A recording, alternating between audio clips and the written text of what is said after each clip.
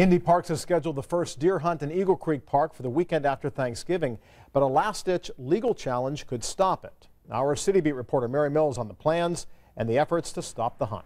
Mary? John, there is a lawsuit to block that hunt. It says the city did not provide proper notice or a formal hearing. That suit will be heard next Wednesday. The city, though, is prepared to move forward and, in fact, plans to start putting up signs alerting park goers. I think the deer are too tame. You know, I wish there was another way they could go about it. Christy Utley, a regular at Eagle Creek, has strong reservations about the deer hunt. Others, though, are glad to see the city finally taking action. I think it's a good thing to do. The herd out here is really plentiful. The plan calls for 8 to 10 members of the Wounded Warriors to hunt on the east side of the reservoir the Friday after Thanksgiving through that Sunday.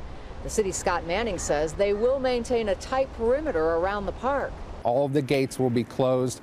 IMPD staff will be stationed at the gates.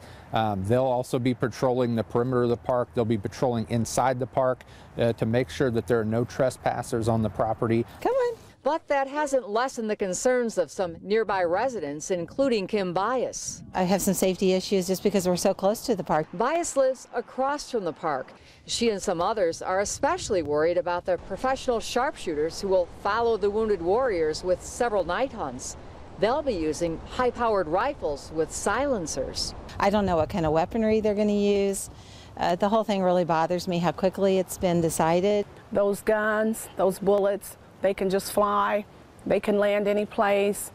I live about a few blocks from the park, and I'm just not happy with it. It's important that Manning says both hunts will take place deep in the park interior and that the marksmen will be elevated, shooting down into the ground. And so when their weapons are discharged, you know, if a target were to be missed, that discharge of the bullet would go into the ground. And the dates have not yet been set for the sharpshooters. Manning says it all depends on how that first hunt goes. And while the city does have a permit to kill up to 350 deer, Manning doubts it will be that many. Again, though, this all depends on the outcome of that lawsuit next Wednesday. Live at Eagle Creek Park, Mary Mills, Channel 13 Eyewitness News. And we'll be watching it. Thank you, Mary.